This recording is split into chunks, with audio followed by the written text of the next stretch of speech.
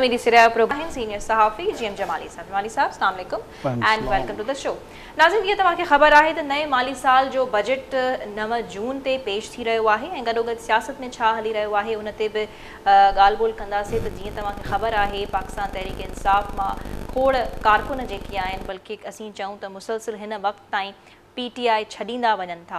त पर हिते सवाल इहो पैदा थिए थो त जेके कारकुन पाकिस्तान तहरीक इंसाफ़ छॾींदा वञनि था त उहे कंहिंजे जहाज़ में सवार थियण वञनि पिया। छा उहे जहांगीर तरीन जे जहाज़ में सवार थियण वञनि था, इहो असीं सवाल रखंदासीं। उन खां अलावा अॼु चीफ जस्टिस के इलेक्ट्रिक जी निजकारी ख़िलाफ़ दरख़्वास्त ते ॿुधणी दौरान कुझु रिमार्क्स ॾिना त अदालत मुआशी मामलनि में मुदाख़लत न कंदी। इहो निजकारी वारे मामले ते बि अॼु असांखे लाज़मन ॻाल्हाइणो पवंदो त छा कुझु इदारनि जी निजकारी थियणु ज़रूरी आहे। जीअं बजट पेश थियण वारो आहे त छा मामला लॻा पिया आहिनि, केॾांहुं वञनि पिया, ऐं बजट मां रिलीफ जी उमेद करे सघिजे थी या न। पेट्रोल हुकूमत 8 रुपया त घटाए छॾियो, पर उन बावजूद बि आवाम रड़ियूं ऐं दाहूं करे पई। सो बहरहाल शुरूआत कयूं था इन ई ख़बर खां। इन ई जेकी न्यूज़ असां वटि अवेलेबल आहे त जेकी बजट पेश थियणु वञे पियो, इन हवाले सां जमाली साहब वटि छा अंदरि जूं ख़बरूं आहिनि। मुख़्तलिफ़ सेक्टर्स डिपार्टमेंट्स जी बजट जेको आहे केतिरी रखी वई आहे, उन हवाले सां कुझु ख़बरूं अपडेट्स साम्हूं त ईंदियूं वञनि थियूं। पर सुभाणे हिकु अहम इजलास थियणो आहे, उन में जेको आहे ही मजमूई तौर ते डिसाइड कयो वेंदो त टोटल बजट जेको आहे उहो केतिरो माली साल जे लाइ पेश कयो वेंदो 9 जून ते। सो जमाली साहब, पहिरियों त इन ते ॻाल्हाईंदासीं त नए माली साल जो जेको बजट आहे केतिरो ख़ुशाइंद हूंदो आवाम जे लाइ। हजम जे बारे में त अञा सही असां वटि मालूमात दस्तियाब कान्हे, पर हिकिड़ो अंदाज़ो लॻाए सघिजे थो त हिन दफ़े हुकूमत वटि ॿियो को ऑप्शन कान्हे जो आवाम खे रिलीफ ॾियण वारो बजट पेश करे। ज़ाहिर आहे हिन ही आख़िरी बजट आहे, इन खां पोइ इलेक्शन जो साल शुरू थियणो आहे ऐं ज़ाहिर आहे 1.5 महीने जी हाणे 2 महीने जी हुकूमत आहे, त 1.5-2 महीननि खां पोइ त ज़ाहिर आहे हिननि जो हाणे मौजूदा हुकूमत जो पंहिंजो मुद्दो पूरो थी वेंदो। मां हिकिड़ो अंदाज़ो लॻाए ॿुधाए सघां थो त हिन दफ़े ही वफ़ाक़ी बजट में हिकु त सरकारी मुलाज़मतनि तां जेकी पाबंदी आहे उनखे ख़तमु करण जो ऐलान करे रहिया आहिनि। जेके सीनियर सिटीज़न यानी बुज़ुर्ग शहरी आहिनि उन्हनि खे इंसेंटिव ॾिना पिया वञनि, ऐं तालीम ऐं हेल्थ जे शोबे में जेको आहे हिन दफ़े हू वाफ़िर बजट रखी रहिया आहिनि। इम्पोर्ट एक्सपोर्ट जे हवाले सां जेको आहे काफ़ी फैसिलिटेशन ॾेई रहिया आहिनि, छो जो असांखे जॾहिं एक्सपोर्ट खे असांखे जेकॾहिं वधाइणो आहे, इम्पोर्ट खे घटि करिणो आहे, त जेसिताणी एक्सपोर्टर्स खे तव्हां बुनियादी सहूलियतूं फ़राहम न कंदा या उन्हनि जी हेल्प न कंदा, तेसिताणी इहा नामुमकिन ॻाल्हि हूंदी आहे जो तव्हां उन्हनि खे दुनिया खे तव्हां मीट करे सघो। त अहिड़े तरीक़े सां सनअतकारनि सां जूं जेके मीटिंग्स थियूं आहिनि उन में उन्हनि वधीक जेकी पंहिंजी शिकायत कई आहे उहा इहा ई कई आहे त असांखे एनर्जी जी सहूलियत तव्हां जेको आहे फ़राहम करे ॾियो त जीअं वधि खां वधि जेके आहिनि उन्हनि फैक्ट्रियुनि में कमु थी सघे। छो जो ऑर्डर्स पाकिस्तान वटि डिफरेंट कंट्रीज़ जा इलाही आहिनि, पर एनर्जी जी शॉर्टेज जे करे जेको आहे असां हिन मामले में काफ़ी पुठिते आहियूं। इहो गवर्नमेंट उन्हनि खे अशोर कयो आहे त असां LPG ऐं गैस जे हवाले सां मुख़्तलिफ़ मुल्कनि सां मुआहिदा करे रहिया आहियूं। उन में ताजिकिस्तान सां हिकिड़ो को मुआहिदो थी वियो आहे। अहिड़े तरीक़े सां जेको आहे कोशिशि करे रहिया आहिनि त रशिया सां बि इन क़िस्म जो को मुआहिदो करे सघिजे। पर जमाली साहब, फ्यूल जो अचण जो सिलसिलो शुरू थी वियो आहे त हिन बजट खां सां त उन ते को फ़र्क़ु कान पवंदो। बहरहाल 15 तारीख़ ते जेको आहे इहो चई सघूं था त 15 जून ते इहो फ्यूल जेको आहे 15-20 रुपया अञा घटि कयो वेंदो। अहिड़े तरीक़े सां जेको आहे हिननि ते प्रेशर हो बिजली जे बिलनि जे घटि करण जो उन्हनि जा सलाह मशवरा हली रहिया आहिनि, पर हिननि जा मुआशी माहिर इहो चई रहिया आहिनि त छो जो IMF जा बि पैसा रिलीज़ कान थिया आहिनि, त इन करे जेकॾहिं असां इहो रिस्क खणंदासीं त इहो काफ़ी ॾुखियो थी वेंदो पोइ बजट जे लाइ। त फ़िलहाल उन्हनि उनखे स्टैंड कयो आहे उते ई त वधाइणी बि न आहे। अच्छा, इन हवाले सां बि जमाली साहब तमामु घणो डिस्कशन हली रहियो आहे त हिकु तरफ़ IMF जो मुआहिदो थियो कोन्हे, ॿिए तरफ़ बजट पेश थियणु वञे पियो, त इहो मामिलो स्मूथली थी वेंदो, बजट पेश थी वेंदो या इन सां को फ़र्क़ु कोन थो पवे? न, IMF जे कर्ज़ सां बजट जे मामलनि ते कोई फ़र्क़ु कान पवंदो आहे ऐं 290 रुपए जो हिकिड़ो हिननि तख़मीनो डॉलर जो लॻाए करे ऐं पंहिंजो बजट तक़रीबन तयारु करे छॾियो आहे। हाणे त रुॻो समरी जेकी हूंदी आहे ठहणु वञे थी फाइनेंस डिपार्टमेंट में, जेकी मुंहिंजे ख़्याल में सुभाणे या परीहं ताईं जेको आहे वज़ीर आज़म हाउस पहुची वेंदी। बेसिकली टैक्सिस में जेको आहे काफ़ी रिलीफ ॾेई रहिया आहिनि, उन हवाले सां जेको आहे हिननि जूं काफ़ी मीटिंगूं हली रहियूं आहिनि ऐं टैक्सिस में मां सम्झां थो वक़्तु जेकी इतलात आहिनि जेकॾहिं सनतुनि खे काफ़ी सनतुनि खे टैक्स फ्री कयो वञे ऐं काफ़ी सनतुनि तां जेकॾहिं टैक्स जो बार हटायो वञे या उनखे घटि कयो वञे त मां सम्झां थो त सनती जेको शुबो आहे उनखे तरक़ी मिलंदी। अहिड़े तरीक़े सां एग्रीकल्चर सेक्टर में बि जेको आहे कुझु इन क़िस्म जा कमु करे रहिया आहिनि। हिननि जी 7 तारीख़ ते या 8 तारीख़ ते जेके इत्तेहादी जमातूं आहिनि उन्हनि जे वॾनि लीडरनि जी पाण में हिकिड़ी मीटिंग थियणी आहे जंहिंमें बजट खे जेको आहे फाइनलाइज़ कयो वेंदो ऐं हिन बजट जे हवाले सां जेके मुख़्तलिफ़ सिफ़ारिशात मुरतब कयूं वयूं आहिनि फाइनेंस डिपार्टमेंट जे तरफ़ां उन्हनि जे हवाले सां उन्हनि खे ब्रीफ कयो वेंदो। उनखां पोइ मुश्तरका तौर ते ई उनजो ऐलान कंदा ऐं बेनज़ीर इनकम सपोर्ट प्रोग्राम जे वॉल्यूम खे वधाए रहिया आहिनि। अहिड़े तरीक़े सां जो कोई हेल्थ कार्ड आहे यानी कुझु मस्बत ख़बरूं जेके आहिनि मुसलसल ईंदियूं वञनि थियूं हिन बजट में वधीक तव्हांखे यादि हूंदो त असां चयोसीं त पूरे सिस्टम खे सही थियण में थोरो टाइम लॻंदो त उहो हाणे टाइम अची वियो आहे। मां सम्झां थो त हाणे पाकिस्तान जी तरक़ी जो टाइम अची वियो आहे। अच्छा ऐं जेके जो कारण जेके ॿियनि मुल्कनि जी इन्वेस्टमेंट आहे उहो कारण आहे न ॾिसो तव्हां हमेशह इकोनॉमी जो जेको सर्कल आहे उन खे ॾिठो वेंदो आहे त इहो कीअं आहे। जीअं तव्हां कुझु ॾींहं अॻु में ॾिठो हूंदो 150 रुपयो गिह ते जेको आहे प्राइस घटि थी आहे, खंड जी प्राइस घटि थी रही आहे, अहिड़े तरीक़े सां कणक जी प्राइस घटि थी रही आहे। बेसिकली जेकी असां इम्पोर्ट कंदा हुआसीं महांगे रेट ते, मिसाल जे तौर ते जेकर असां फ्यूल 90 रुपए में इम्पोर्ट कंदा हुआसीं त हाणे असां 56 में इम्पोर्ट करे रहिया आहियूं। अहिड़े तरीक़े सां घी जेको असां 1600 रुपए में कंदा हुआसीं उहो 750-800 रुपया उनजो रेट थी चुको आहे। अहिड़े तरीक़े सां मुख़्तलिफ़ जेके इम्पोर्ट जी शयूं आहिनि एक्चुअली त पाकिस्तान जी इकोनॉमी खे नुक़सानु उन जॻह ते वधीक पहुची रहियो आहे जॾहिं असां वधि खां वधि इम्पोर्ट जो सामान घुराए रहिया आहियूं न। हाणे जेकॾहिं इम्पोर्ट जा इंटरनेशनल मार्केट में रेट बि घटि थिया आहिनि ऐं प्लस जॾहिं असां हिन तरफ़ खां रस्ता खुलिया आहिनि पंहिंजा, छो जो असां त पहिरियों अमरीकी चेन खां निकिरी न रहिया हुआसीं न, उनजे असर सुख मां उनजे दबाव मां।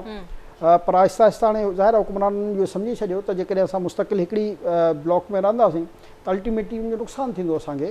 त हाणे जेको हीउ ॿियो ब्लॉक ठहियो आहे चाइना, रशिया, सऊदी अरब, ईरान, इन में जेको आहे ज़ाहिर आहे पाकिस्तान खे बेनिफिट आहे घणो। हाणे जीअं हाणे हिननि गैस जो ताजिकिस्तान सां मुआदो करे छॾियो आहे, अहिड़े तरीक़े सां जेके डिफरेंट इम्पोर्ट, छो जो असां ते सभ खां वॾो जेको इफेक्ट आहे पाकिस्तान ते उहो आहे इन में फ्यूल जी मद में आहे, गैस जी मद में आहे ऐं प्लस जेको आहे जेको खाइण पीअण जा जेके वॾा आइटम आहिनि जीअं पत्ती आहे, पंहिंजो सोयाबीन आहे, अहिड़े तरीक़े सां जेकी मख़सूस आइटम जेके आम माण्हू जे इस्तेमालु जा आहिनि उनजे करे असांखे प्रॉब्लम थींदी आहे न। बाक़ी त ॾिसो न कुझु अहिड़ियूं कॉस्टली शयूं आहिनि जीअं मेकअप आहे, उहो जेकॾहिं आयो या न आयो उहो त उहो ई अमीर माण्हुनि जो कमु आहे, उहो वठनि या न वठनि। बेसिकली आम माण्हुनि जे लाइ जंहिंजे लाइ हुकूमत मजबूर थी वेंदी आहे ऐं इम्पोर्ट अलाउ कंदी आहे, उहे त इहे ई शयूं आहिनि न जेके ज़रूरत जूं शयूं जेके नीड आहे, हर पाकिस्तानी जी नीड आहे। त अहिड़े तरीक़े सां छो जो हाणे अञा कणक जो जेको रेट आहे इंटरनेशनल मार्केट में अञा किरियो आहे। 2 ॾींहं अॻु में तमामु हेठि आयो आहे, त जेकी हिते हिन वक़्तु कणक सेल थी रही आहे मुंहिंजे हिसाब सां उहा बि अञा महांगी आहे। ॿाहिरि जेको आहे उनजो रेट तमामु छो जो हेठि अची चुको आहे। त मुंहिंजी इतला मुताबिक़ त ही कणक बि ॿाहिरां इम्पोर्ट करण जो प्लान कनि था ऐं जेकॾहिं इहा कणक अची वई ॿाहिरां त हीअ कणक जो जेको हींअर रेट हली रहियो आहे इहो तक़रीबन जेको आहे 30% अञा माइनस थी वेंदो। तव्हांजे चवण जो इहो ई मक़सदु आहे त हिन वक़्तु IMF जो कोई अहिड़ो ख़ासि प्रेशर कोन आहे पाकिस्तान ते? IMF पंहिंजो प्रेशर भले रखे, पर IMF खे इहा ख़ुशफ़हमी त जेको असां चवंदासीं शायदि हुकूमत पाकिस्तान जा, छो जो बहरहाल हुन वक़्तु हालात पॉलिटिकली बि स्टेबल कान हुया ऐं थोरा मसइला हुया त हुननि जा बि नख़रा थोरा वधी विया हुआ। त हाणे मुंहिंजे ख़्याल में उन्हनि जा नाज़ नख़रा जेके आहिनि उहे ख़तमु थींदा जॾहिं हिननि खे अहसासु थींदो त हुननि हिकिड़ी कर्ज़ ॾेई असां ते को अहसान कान पिया कनि, कर्ज़ ॾेई उन जे बदिले में असांखां इंट्रस्ट सां कर्ज़ु वसूल करे रहिया हुआ। त हिकिड़ी त उन्हनि जी उहा अपॉर्चुनिटी ज़ाया थींदी। त तव्हां कंहिं बि बैंक खां जॾहिं कर्ज़ु वठंदा आहियो त बैंक त तव्हांखे वक़्त ते तव्हांखे फ़ाइदो ज़रूरु पहुचाईंदी आहे, पर उहो बैंक जे लाइ वरी अपॉर्चुनिटी हूंदी आहे जॾहिं तव्हां उनखां को कर्ज़ु हासिलु कंदा हो, छो जो उहो इंट्रस्ट सां गॾु तव्हांखे वापसि करिणो हूंदो आहे। अहिड़े तरीक़े सां IMF बि त इहो ई आहे न, त IMF जो जेको आहे जेको बि मख़सूस हिकिड़ो इंट्रस्ट आहे उन सां गॾु जेको आहे असांखे लोन ॾींदो आहे न, को मुफ़्त में त कान ॾींदो हुयो। ऐं मां ज़ाती तौर ते त पहिरीं ॾींहं खां ख़िलाफ़ु आहियां त IMF वटि असांखे वञण ई न घुरिजे। जेके बि नंढा थोरा वसीला पंहिंजा आहिनि ख़र्च घटि करे, छो जो असांजा ख़र्च हक़ीक़त आहे जेके नॉन एक्सपेंडिचर असांखे चवंदा आहियूं उहो तमामु वॾो वॉल्यूम आहे। न वञण बग़ैर जेको कमु बि त न थींदो न जमाली साहब? न कमु त थी सघे थो, हाणे बि थियो आहे न 8 महीननि में। ईअं त न पोइ थियो पोइ आहे। असां छो ऐं 1 वञूं अरब पिया? डॉलर जेको आहे सॼा जेके जॾहिं ॾिसो न authoritarians 11 आहिनि अरब डॉलर असां बीठा विड्रॉ करे आहिनि सघूं IMF था, वापसि करे सघूं था। एॾी जॾहिं 11 असां अरब ॻाल्हायूं डॉलर त 1 अरब डॉलर पाकिस्तान जे लाइ त ॿिनि त पोइ ॾींहंनि एतिरी में डिपेंडेंसी छो ॾेखारे पई असांजी हुकूमत? डिपेंडेंसी उन 1 अरब डॉलर जी कान हुई, डिपेंडेंसी इहा हुई त जेके ॿिया दोस्त मुल्क आहे उन्हनि जेको आहे हा, हिन ॻाल्हि commitment ते हिननि खे कयो त ॾेखारी हुई। असां तव्हांखे पैसा ॾींदासीं, उहो बि उन्हनि जी बि कसूर कान्हे। IMF उन उन्हनि हिसाब खे सां बि शर्त IMF रखी हुई, डिक्टेट करे, ॾेखारियो। उन्हनि ते बि IMF प्रेशर विझी चई रहियो त जेसिताणी असां सां हिननि जो स्टाफ लेवल मुआइदो न थिए तेसिताणी तव्हां हिननि खे पैसा रिलीज़ न कयो। हो हुन जा पाबंद कान आहे, पर छो जो इंटरनेशनल मार्केट हिकिड़ी अहिड़ी आहे जंहिंमें ज़ाहिर आहे IMF जा इंट्रस्ट त सॼी दुनिया जे मुख़्तलिफ़ मुल्कनि में आहिनि न, त हू पंहिंजो उहो असर उसुख इस्तेमालु करे रही हुई उन्हनि मुल्कनि ते जेके असांजा बि दोस्त मुल्क आहिनि। पर ॾिसो पाकिस्तान जी असां पहिरियों खां चवंदा हुआसीं त उनजी डायमेंशन डिफरेंट आहे दुनिया जे ॿियनि मुल्कनि खां। हिकु त पाकिस्तान जी एतिरी ताक़त आहे, ॿियो पाकिस्तान जी पंहिंजी मज़बूत फ़ौज आहे, पाकिस्तान जी पंहिंजी इकोनॉमी आहे, यानी कि असांजी एग्रीकल्चर पंहिंजी आहे, असांजा मादनियात पंहिंजा आहिनि। हा, असांजूं कोताहियूं, कमियूं, ख़ामियूं, नाइलियूं उहे हिकिड़ी अलॻि ॻाल्हि आहे जो असां उन्हनि शयुनि खे सही यूटिलाइज़ कान था करे सघूं, प्रॉपर उन्हनि खे डिसिप्लिन में नथा आणियूं, प्रॉपर असांजो निज़ाम हिते ठीकु कान्हे। हाणे जेके तरक़ी याफ़्ता मुल्क आहिनि, चाहे चाइना आहे, अमेरिका आहे, बर्तानिया आहे, तव्हां ॾिसो उते हिकिड़ो टाइम फिक्स आहे त सुबुह जो हेतिरे लॻे मार्केटूं खुलंदियूं ऐं हेतिरे लॻे बंदि थी वेंदियूं। हिते पाकिस्तान जो जेको सिस्टम आहे उहो ई आहे त 2 बजे त माण्हू निंड मां उथी चुका आहे, सोचींदा त हाणे असांखे बिज़नेस करिणो आहे, ऐं पोइ चवंदा त 10 बजे बि 8 बजे बि जेकॾहिं गवर्नमेंट चए थी बंदि कयो त चवंदा न न न 10 11 12 माना को टाइम कान्हे। दुनिया में किथे बि ईअं कान्हे, भले रोशनी हुजे, सिज हुजे, 5 बजे जो मतिलबु 5 बजे। UK जहिड़े मुल्क में, अमेरिका जहिड़े मुल्क में 6 बजे जेके सेंटर्स बंदि थियणु शुरू थी वेंदा आहिनि। त बेसिकली असांजे मुल्क में आहे डिसिप्लिन जो फुक़दान, जेको लॉ ते इम्प्लीमेंटेशन जो फुक़दान। त उहे जेकॾहिं असां पंहिंजूं हुकुमरान इहे सभु शयूं लागू कनि जमाली साहब, आवाम बि छो न थींदो? ठीकु आहे, थोरी रेज़िस्टेंस ईंदी वक़्ती, पर बाद में हू बि आदी थी वेंदा। इहो ई त मसइलो आहे त हुकुमराननि खे इहा ख़बर आहे त जेकॾहिं असां अमल दरामद हिन ते कराइण वञनि था त उहो अमल दरामद उन्हनि खे पाण में त करिणो पवंदो न। हर कंहिंजूं किथे न किथे जेको आहे पंहिंजूं ख़ामियूं कोताहियूं आहिनि न, उहो ई असां अर्ज़ु करे रहियासीं त असांजूं कोताहियूं ख़ामियूं चाहे कहिड़े बि पार्ट ते, चाहे पॉलिटिशियन जे पार्ट ते, चाहे ब्यूरोक्रेसी जे पार्ट ते, या आम आवाम जे पार्ट ते, हर कंहिं में ख़ामियूं ख़राबियूं मौजूदु आहिनि, जंहिंजे करे असां शयुनि खे इन ऑर्डर नथा करे सघूं, जंहिंजे करे असां डिसिप्लिन ते नथा हली सघूं, जंहिंजे करे असां गुड गवर्नेंस क़ाइमु नथा करे सघूं, जंहिंजे करे असां कानून ते अमल दरामद नथा करे सघूं। जेसिताणी इहे असां पंहिंजूं कमियूं कोताहियूं दुरुस्त न कंदासीं तेसिताणी दुनिया असांखे केतिरो बि पैसो ॾे, हर दफ़े असां ज़ाया कंदासीं। ऐं ॿियो जेको असीं रोडनि रस्तनि ते कचिरो उछलियूं पिया वॾे कॉन्फिडेंस सां, त ख़ैर आहे को पुछण वारो न आहे। साॻी शइ ॿाहिरनि मुल्कनि में असीं जेकॾहिं वेंदा आहियूं त उते ॾाढो एहतियात सां उथंदा वेहंदा आहियूं, त इहो बि डिसिप्लिन असांखे पैदा करिणो पवंदो। अॼु माहौलियात जो आलमी ॾिहाड़ो आहे, तव्हां ॿाहिरि जी दुनिया में त कॉन्सेप्ट ई न आहे त तव्हां को कचिरो ॿाहिरि उछले सघो था। हिते असीं मेन रोड ते बि जेको आहे प्लास्टिक बॉटल, इहो आहे त इहो असां में जेकॾहिं डिसिप्लिन क़ौम में अची वञे ऐं असांजा हुकुमरान हर सब्जेक्ट में रुगो सिर्फ़ु डिसिप्लिन क़ाइमु कराए छॾनि त अधु खां वधीक ख़ामियूं हिन मुल्क जूं ठीकु थी वेंदियूं। वक़्त ते कमु करण सां, यानी कि जेको हुकुम बि आहे त फजर जी नमाज़ खां पोइ नमाज़ पढ़ी जेकी बि इबादत मुतलका खणी आहे करे, उन खां पोइ अलाह जी धरती में फैलिजी वञूं ऐं पंहिंजे लाइ रिस्क तलाश कयूं। ठीकु आहे, असां वटि मुसीबत इहा ई आहे त असां वक़्त ते कमु न, वक़्त ते पंहिंजो कमु करे न रहिया आहियूं। बेवक़्ती असां कमु कंदा आहियूं, जंहिं वक़्तु जंहिं शइ जो टाइम न हूंदो आहे असां उन वक़्तु उहो कमु कंदा आहियूं, ऐं जंहिं वक़्तु जंहिं शइ जो वक़्तु हुजे उहो कमु असां कॾहिं बि न कंदा आहियूं। त असांजी मजमूई तौर ते सॼी क़ौम जी ॻाल्हि करे रहियो आहियां त शुरू खां वठी हिन वक़्तु ताईं असां में डिसिप्लिन न अची सघियो आहे। असां में वक़्त जी पाबंदी जो जेको हिकिड़ी मामूली ॻाल्हि आहे उन जो बि जेको आहे अञा असां हुन ते अमल दरामद नथा कयूं। ऐं इहो मजबूरी सॼी क़ौम जो ॻाल्हि, इन में न कंहिं पॉलिटिशियन जो कसूर आहे, न इन में कंहिं उनजो कसूर आहे, इन में असां सभिनी जो कसूर आहे। कोई बि जेकॾहिं तव्हां पंहिंजा ॾिसो, तव्हांखे को वक़्तु ॾियो त असां फलाणी टाइम ताईं तव्हां वटि अची वेंदासीं, पर जेको आहे तव्हां ॾिसो त कलाक ॿ कलाक जी ताख़ीर ज़रूरु थींदी आहे। अहिड़े तरीक़े सां तव्हां असांजा शादियुनि जा जेके हू ॾिसंदा आहियो, प्रोग्राम ॾिसो, सेमिनार ॾिसो, कॉन्फ्रेंसूं ॾिसो, जेको वणे जंहिं फील्ड में तव्हां ॾिसो उहो माण्हू तव्हांखे पाकिस्तान में वक़्त ते पाबंद नज़र न ईंदो, सिवाय इका दुका या जिन खे जेके सम्झनि था वक़्त जी क़ीमत खे, उहे त ज़रूरु कुझु माण्हू हाणे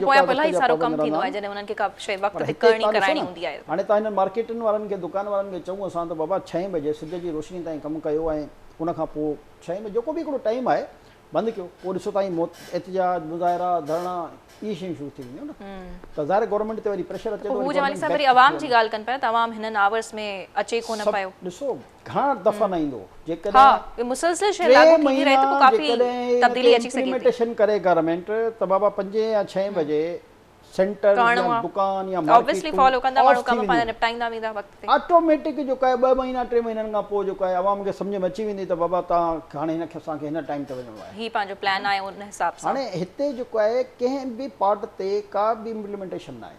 ॿियो जेको आहे सभ खां वॾो जेको असां वटि बेड लक आहे, मां सम्झां थो त जेके डिस्ट्रिक्ट गवर्नमेंट्स हूंदियूं आहिनि या जेके एडमिनिस्ट्रेशन हूंदी आहे जंहिंजो कमु आहे महांगाई ते कंट्रोल करण लाइ उपाउ वठणु, उहो तमामु जेके बि माण्हू आहिनि उन्हनि खे इहो इंट्रस्ट ई कान्हे त असांखे आम माण्हू खे सहूलियत ॾियारण जे लाइ असांखे हिन हिन शयुनि में जेको आहे सख़्ती करणी आहे या उनजी निगरानी करणी आहे, कंहिंखे को परवाही कान्हे। थोरो एसीस वग़ैरह नज़र ईंदा आहिनि दुकाननि ते वञी करे छापा आणनि, रमज़ान जे महीने में ड्यूटियूं लॻंदियूं आहिनि तव्हांखे नज़र ईंदा आहिनि न। हा, मतलब not in the daily routine, मुस्तक़िल बुनियादी कान्हे।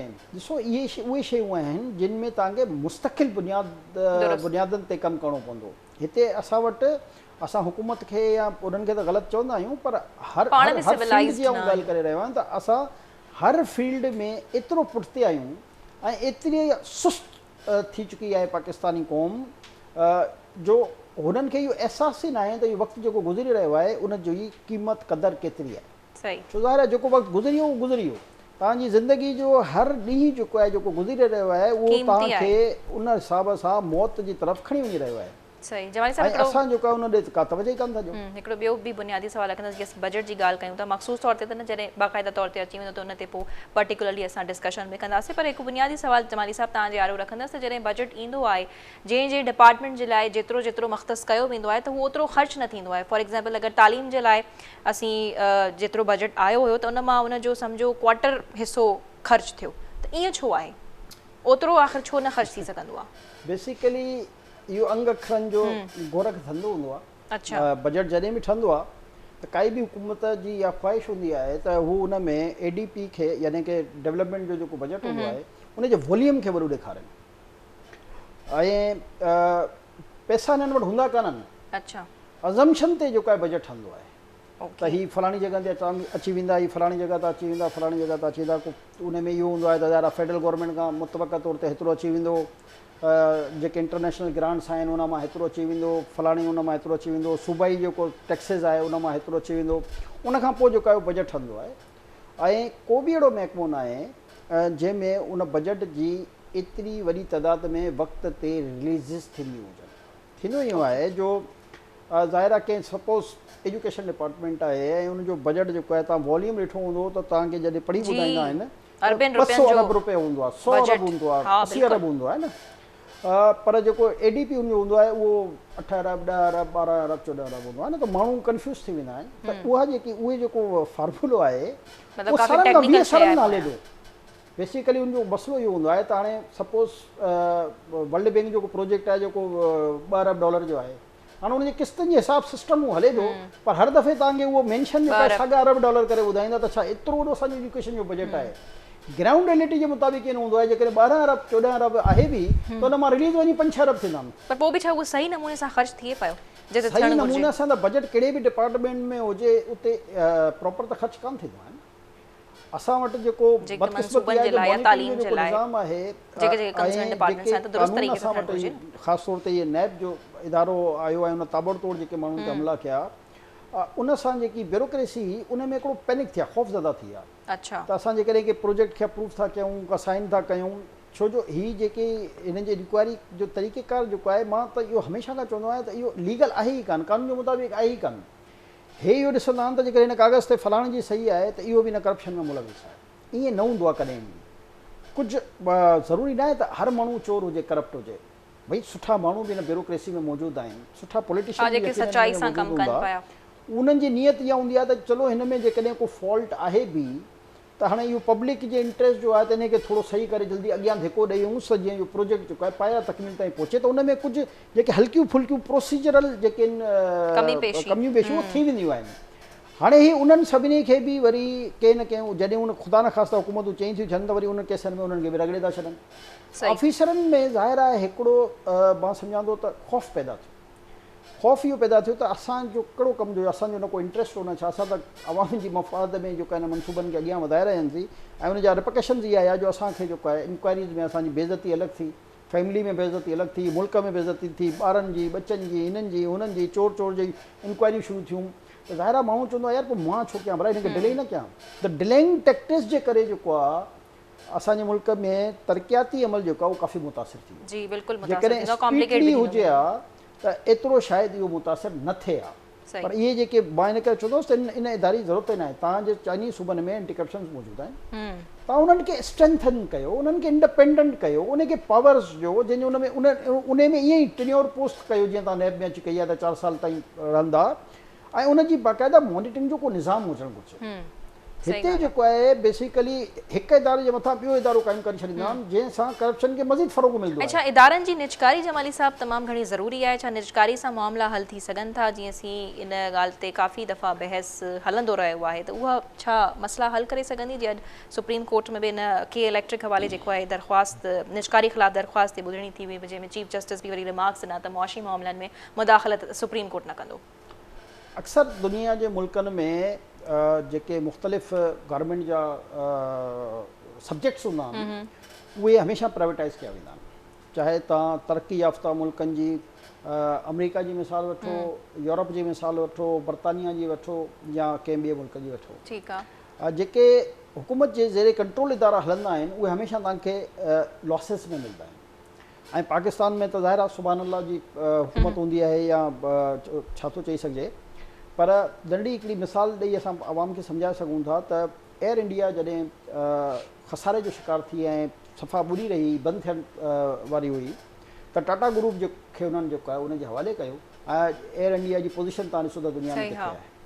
अहिड़े तरीक़े सां असांजी जेकी PIA आहे या असांजो रेलवे आहे या असांजा जेके इन क़िस्म जा ॿिया डिपार्टमेंट्स आहिनि, जॾहिं इहे एॾो खसारो करे रहिया आहिनि त इन सां 2 नुक़सान थींदा आहिनि।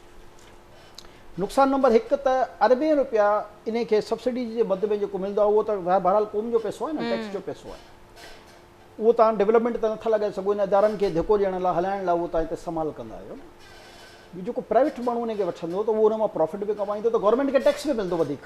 सही ॻाल्हि आहे। त यानी सरकारी इदारे जी प्राइवेटाइजेशन सां फ़ाइदो छा सब्सिडी ॾेई रहिया हुआ अरबे रुपया, इन सभिनी जी तव्हां जेकॾहिं हिसाब लॻाईंदो न 100 अरब 200 अरब 150 अरब इन्हनि खे सब्सिडियूं मिलंदियूं आहिनि। जेकॾहिं इहे ई रुॻो पैसा बची वञनि, मां चवंदो प्रॉफिट खे ऐं टैक्स खे बि फ़िलहाल हिकिड़ी तरफ़ रखूं ऐं हर इन जेके 10-15 डिपार्टमेंट इहे असांजा एॾो वॾो खसारे वारा आहिनि त तक़रीबन 1000 अरब रुपयो जेको आहे तव्हांखे जेको तव्हां सब्सिडियूं ॾियो था इहो बची सघे थो। जी जी, सोबियान बजट 1000 अरब जेको आहे तव्हां डेवलपमेंट ते लॻाए सघो था। ऐं हाणे हीअ हलियो वियो प्राइवेट माण्हू वटि, ऐं जंहिं प्राइवेट माण्हू वटि वेंदो त उहो फोकसली कमु कंदो, उहो उनजी छो जो उहो पैसा ॾेई पैसा कमाइण लाइ आयो आहे त हू ज़ाहिर आहे उनखे उन हिसाब सां हलाईंदो, उनखे कंदो, उनखे वधाईंदो बि त तव्हांखे फ़र्क़ु महसूसु थींदो थोरी उन सां। हा, उनजो जेको प्रोडक्ट आहे उनजी क़ीमतुनि जो तयुनि जेको आहे उहो हुकूमत खे खपे त उन जेके बि ॾियनि उन सां गॾिजी करे तइ कनि त जीअं उहो बि हिकदमि शूट न करे वञे। बदकिस्मती इहो आहे त इन शयुनि में शायदि जेको किक बैक्स जो अमल आहे उहो एॾो वॾो न हले, इन करे हर हुकूमत उनखे डिले कंदी ईंदी आहे। छो जो होॾे जेकॾहिं उहो खसारो शो कंदा आहिनि, जेकॾहिं 100 अरब ॾींदा आहिनि त 20 अरब त पाण बि खाईंदा हूंदा न। त अहिड़े तरीक़े सां जेको कॉन्सेप्ट आहे इन हवाले सां बि छा हुकूमत जी का नियत इंटेंट कोन आहे जो सरकारी इदारनि खे प्राइवेटाइज़ कनि? ॾिसो, इन जे लाइ ज़ाहिर आहे IMF बि काफ़ी अरसे खां इन्हनि खे चई रहियो आहे। पोइ हिते कुझु हाणे हिते कुझु असांजा पॉलिटिकल जेके प्रॉब्लम्स आहिनि उहो मिसाल असां खणूं स्टील मिल जो। जी, स्टील मिल जे लाइ काफ़ी अरसे खां इहा प्राइवेटाइज़ेशन जी कहाणी हली रही हुई। इम्प्लीमेंट इन करे न पियो थी सघे तो हिननि जो इहो चवणो त हज़ारे मुलाज़िम जेके आहिनि सरकारी ज़ाहिर आहे उहो आहिनि त उहे बेरोज़गार थी वेंदा। ॾिसो, बेरोज़गार कोई कान थींदो आहे, जंहिंमें स्किल हूंदी जंहिंखे कमु ईंदो हूंदो उहो चाहे प्राइवेट ऑनर हुजे या सरकार हुजे, उनजी नीड आहे। सरकार में त तव्हां गुगली हणी वेंदा आहियो त कमु नाहे बि करिणो त पघार पई हले थी। प्राइवेट जेको ओनर हूंदो आहे उनखे कमु खपंदो आहे। त हाणे जंहिं बि प्राइवेट माण्हू वटि वञे हा त उन में जिन वटि बि प्रोफेशनल स्किल्स हुयूं उन्हनि मां त कोई बि घर न वेही रहिया, उहे त ज़ाहिर खपिजी वञनि त बाबा हीअ त कम जा माण्हू रखणा ई रखणा, असांखे मिल लाइणी एॾी वॾी।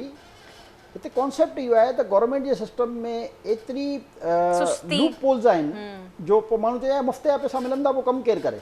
सही ॻाल्हि आहे हाणे हिते इहो बस आहे कमु पियो, तव्हां हले जेके पियो, कई let's go with the department, flow, कई कोई कारपोरेशन, पुछण वारो कई कोन अहिड़ियूं आहे। शयूं मिलंदियूं जंहिंमें एॾियूं भर्तियूं थियल हूंदियूं। पंहिंजे एजुकेशन जो तव्हां मिसाल खणी छॾियो, हेल्थ जो खणी छॾियो, जंहिंजो वणे खणी छॾियो, उते एतिरा ई एम्प्लॉइज़ आहिनि जेके नौकिरियुनि ते ई कान ईंदा आहिनि, घर वेठे पघार खणंदा आहिनि, या को ॿियो प्रोफेशन कंदो आहे, को ॿी नौकिरी कंदो आहे, हेॾा सरकारी पैसा हुनखे पिया मिलंदा रहंदा आहिनि, जी वरी कॉमन प्रैक्टिस आई बिज़नेस करे रहिया हूंदा आहिनि, उते पंहिंजो सॼो टाइम ॾींदा आहिनि ऐं हितां रुॻो मुफ़्त ई पघार खणी रहंदा आहिनि। मां हर कंहिंजी अलॻि अलॻि डायमेंशन जी ॻाल्हि करे रहियो आहियां। इहा आहे असांजी नाकामी गवर्नमेंट जे उमूर में प्रॉपर तवजह न ॾियण जी। जेकॾहिं गवर्नमेंट खे गवर्नमेंट जे स्टाइल में हलाइजे ऐं सख़्ती कजे थोरी, त मां नथो सम्झां त का बि अहिड़ी शइ आहे जेकी ठीकु नथी थी सघे। ऐं ख़ासि तौर ते जीअं करंसी आहे या ॿ चारि जेके वॾा आहिनि, दिफ़ाई मामिलो आहे या छा आहे, इहे 3-4 शयूं गवर्नमेंट वटि हुजणु घुरिजनि। बाक़ी मुंहिंजे हिसाब सां त जेके 60-70% आहिनि उहे प्राइवेटाइज़ ई करणु घुरिजनि हिननि खे।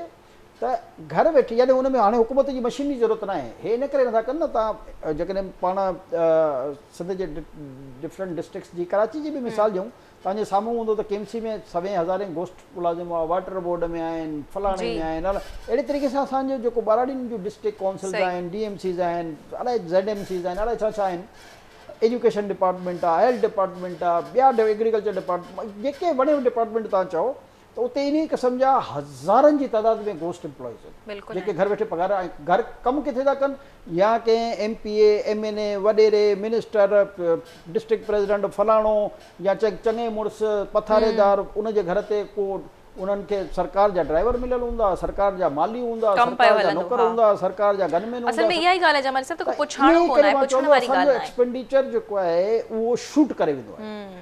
जेकॾहिं असां सिर्फ़ु इन ई शयुनि ते सख़्ती कयूं ऐं कंप्यूटराइज़ सॼो सिस्टम हुजे, त पोइ कंहिं में ताक़त ई न। पर शायदि ई थी सघे जमाली साहब, इन जे लाइ इंटेंशन जी तमामु घणी सख़्त ज़रूरत आहे। हर को जेको आहे न फ्लो सां बसि हले पियो, चाहे हुकूमत हुजे या आवाम हुजे। मायूस न थीबो आहे न। कॾहिं कंहिं 10 सालनि में तब्दीली ईंदी आहे, कॾहिं सोचो त के कान हो न, त तव्हांजे हथ में हिकिड़ो मोबाइल हूंदो ऐं तव्हां जेको आहे वीडियो कॉन्फ्रेंस ते अमेरिका ऐं बर्तानिया जंहिं मुल्क में वेही करे ॻाल्हाए सघो था। पहिरियों त फ़ोन जे लाइ कंहिंजे घर में फ़ोन हुजे त ॿाहिरि लाइन लॻल हूंदी हुई ऐं टाइम ॾिनल हूंदा त फलाणे मुल्क मां मुंहिंजे फलाणे जी कॉल अची रही आहे, त वेट कंदा हुआ माण्हू।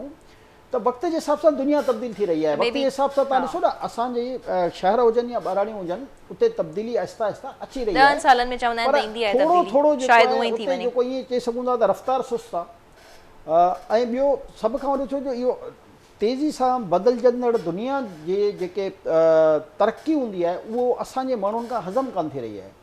असांजा माण्हू उन ते बि ग़लति प्रोपेगेंडा करे रहिया आहिनि, ग़लति ॻाल्हाए रहिया आहिनि, ग़लति ख़बरुनि अफ़वाउनि ते जेको आहे उन मामलनि खे अॻिते वधाए रहिया आहिनि। यानी मोबाइल जी जेकॾहिं तव्हांखे फैसिलिटी मिली वई आहे त उन जो बहितर यूज़ कान था कनि। स्क्रीन सां दोस्ती माण्हू करे न, जेको आहे अहिड़ियूं अहिड़ियूं ॻाल्हियूं तव्हां विच में ॾिठो हूंदो, अक्सर सोशल मीडिया ते जेके मीम्स ठाहिनि था या कंहिंजी बि इंसल्टिंग हूंदी आहे न। भई तव्हां प्रोग्रेसिव कमु कयो न, तव्हां उनखे पॉज़िटिव वे में खणी हली कमु कयो न, त तव्हांखे उन शइ जो फ़ाइदो थींदो। तव्हां शुरू ई नेगेटिविटी खां कंदव ऐं बसि इहो सोचींदव त हाणे तव्हां वटि इहो अची वियो आहे त जंहिंजी वणेव तव्हां माउ भेण खे गारियूं ॾियो ऐं जेको वणेव तव्हां उनखे उल्टी सिधियूं शयूं शेयर करण में मोकिलण में तव्हांजो वक़्तु बर्बादु थो थिए न।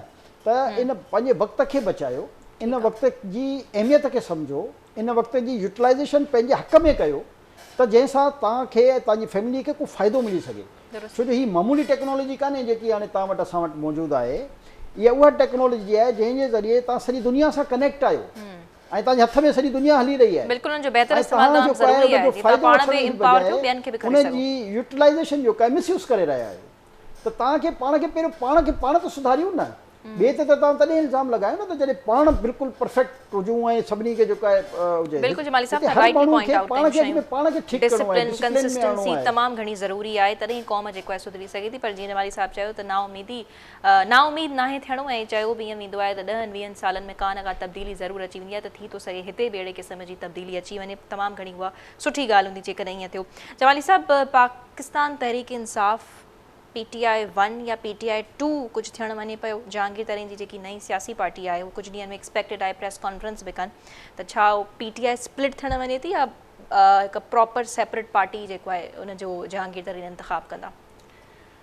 ॾिसो, कई असां प्रोग्राम कया आहिनि। मां त शुरू खां हिन ॻाल्हि जो क़ाइल हुउसि त इमरान ख़ान जो ज़हनी मसइलो आहे अच्छा ऐं उनखे पंहिंजे ज़हन जो इलाजु कराइणु घुरिजे जेसि ताईं माण्हू मेंटल लेवल ताईं परफेक्ट न हुजे मेडिकली प्रूफ थियणु घुरिजे त न। इहो उन सां उन जा असरात जेके आहिनि उहे मुल्क ते ख़राबु पिया आहिनि ऐं जेकी मुल्क में थी चुको आहे हिन वक़्तु ताईं ऐं यकीन कयो त जेके साढा 3-4 साल में असांजी तबाही थी आहे इन जा असरात जेके आहिनि अॻिले 5 साल ताईं न रहंदा ऐं जेको असांजे 2 शयूं जेके तमामु इम्पोर्टेंट आहिनि मां सम्झां थो कंहिं बि लाइ त हिकु त हूंदो आहे इख़लाक़ियात, ॿियो हूंदो आहे तव्हांखे इज़त एतिराम सभिनी जो करणु घुरिजे।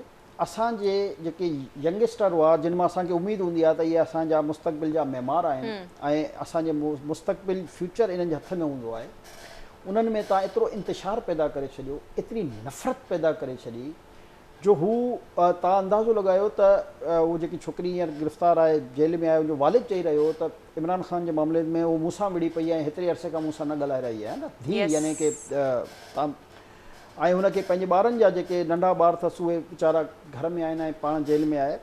त मसइलो इहो आहे त इहा जेकी सियासत आहे इहा नफ़रत जी सियासत आहे। पॉज़िटिव सियासत कंहिंजो बि तव्हांजो हक़ु आहे त जेकी वणे में तव्हां पंहिंजी पार्टी जॉइन कयो, को प्रॉब्लम कान्हे, पर जॾहिं तव्हां नफ़रत इंतिशार ऐं शिदत पसंदी जी जॾहिं तव्हां सिचुएशन्स में ईंदा आहियो त उनजो नुक़सानु सियासी जमात खे घटि मुल्क खे घणो थींदो आहे। हिन वक़्तु हू त हुनखे छा आहे, हू त वेठो आहे न ज़मान पार्क में, त हाणे अंदाज़ो लॻायो हिन माण्हू जे कूड़ जो त पिम्स जी रिपोर्ट त अची वई न हाणे, त हिनखे फ्रैक्चर थियो ई न हुओ। तव्हांखे यादि हूंदो जॾहिं गोली लॻी, मां उन असां पंहिंजे प्रोग्राम में चयोसीं त हिनखे काई गोली कान लॻी आहे।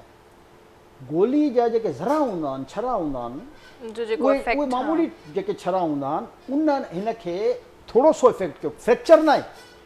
असां पहिरें ॾींहं खां पंहिंजो इहो प्रोग्राम कयोसीं त जंहिंखां वणे नि हिन जो गैर जानिबदार शौकत खानम खे छॾे करे, छो जो ज़ाहिर हुनजे घर जे अस्पताल आहे, ॿाहिरां जितां वणे तव्हां हिन जो एक्सरे करायो, हिनखे कंहिं क़िस्म जो को फ्रैक्चर कान्हे, पर एॾो वॾो हिन कूड़ ॻाल्हायो क़ौम सां। मां त चवां थो उहे बेवकूफ़ माण्हू आहिनि जे एतिरे वॾे कूड़ ते अञा ताईं हिन जे ख़िलाफ़ु एक्शन कान खयो आहे, जो 4 महीना 6 महीना जो का प्लस्तर ॿधी रहियो या कंहिंखे वॾो 40 ॾींहंनि जो जेको आहे प्लस्तर लॻंदो आहे।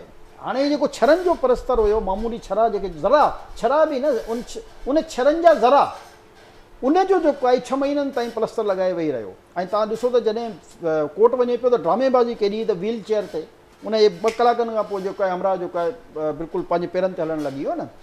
ऐं मां चवंदो त इहा कूड़ जी जेकी हिन सियासत कई आहे, हर शइ में कूड़, यानी हिन जो आगाज़ ऐं जेको इख़्तिताम थींदो न, इहो बि हिन जे कूड़ ते ई थींदो। इन क़िस्म जा लीडर वक़्ती तौर ते उहे बि हमेशह ॾिसो न, जेके बुज़ुर्ग आहे उन्हनि जा पहाका हुया न, त कूड़ जे मुंहं में धूड़, त हाणे हिन जो इहो धूड़ वारो वक़्तु शुरू थी वियो आहे न।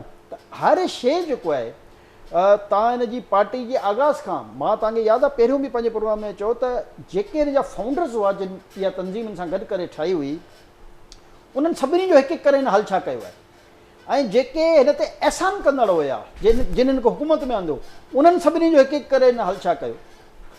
ही इंतिहाई ख़ौफ़नाक ऐं अपरचुनिस्ट टाइप जो इंसानु आहे, जंहिंखे पंहिंजे सिवा बाक़ी कोई कान थो नज़र अचे। तव्हां हींअर BBC खे जेको हिन इंटरव्यू ॾिनो आहे,